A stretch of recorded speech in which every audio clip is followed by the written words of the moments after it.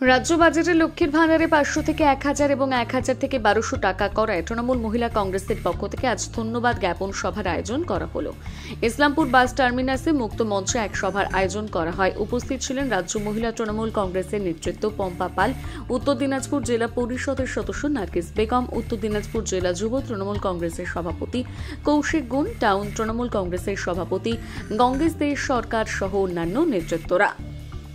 মমতা ব্যানার্জি আমাদেরকে লক্ষ্মীর ভান্ডারটা 2021 সাল থেকে দিচ্ছেন। আর আমাদের চন্দ্রিমা দিদি ফেব্রুয়ারি মাসে যে বাজেটটা পেশ করলেন এবং তাতে আমাদের লক্ষ্মীর ভান্ডার অর্থাৎ আমরা যারা অনগ্রসর শ্রেণী, তপশিলি, উপতপশিলি আমাদের 1200 টাকা হয়েছে এবং যারা আমরা জেনারেল আছি তাদেরটা 1000 টাকা হয়েছে। এই আনন্দে আজকে আমাদের দিদিকে ধন্যবাদ জানালাম যে দিদি ভাই তুমি আমাদের মা এবং মা যে সকলের জন্য জনমুখী বাজেট করেছেন সেই জন্য ধন্যবাদ দেওয়ার জন্য আজকের এই।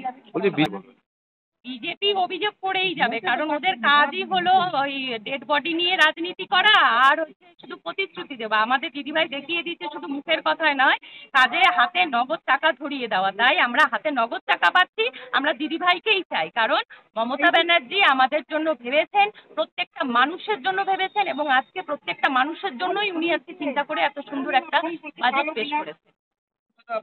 আজকে গত পরশু যে বাজেট মুখ্যমন্ত্রী, আমাদের মানবিক মুখ্যমন্ত্রী, বাংলার জনগণ মন অধিনায়িকা যে বাজেট ঘোষণা করেছেন, বাংলার সাধারণ ঘরের মহিলাদের যেভাবে সম্মান দিয়েছেন, আজকে লক্ষ্মীর ভান্ডারে আজকে সাধারণ জেনারেল কাস্টের মহিলারা 500 টাকা করে পেতেন, সেটাকে 1000 টাকা করেছে এবং তপশিলি জাতি এসসি এবং এসটি তাদের জন্য 1200 টাকা করেছে।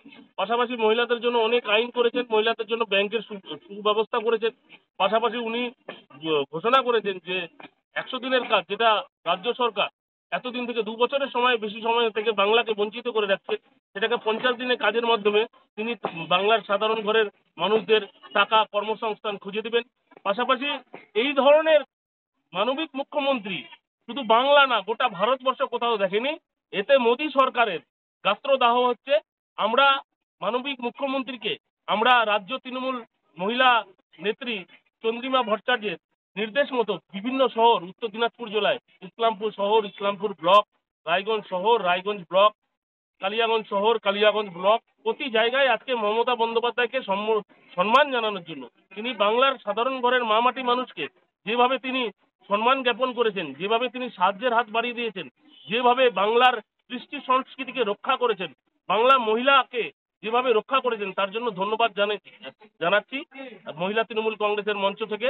এবং আজকে মহিলা তৃণমূল কংগ্রেসের মিটিং ছিল, প্রায় 500-র বেশি মহিলা, ইসলামপুর শহর মহিলা তৃণমূল কংগ্রেসের নেত্রী ভারতী চক্রবর্তী মহাশয়ের নেতৃত্বে এখানে এসেছে। আমরা এই মিটিং এর সভা এখনই সমাপ্ত করছি।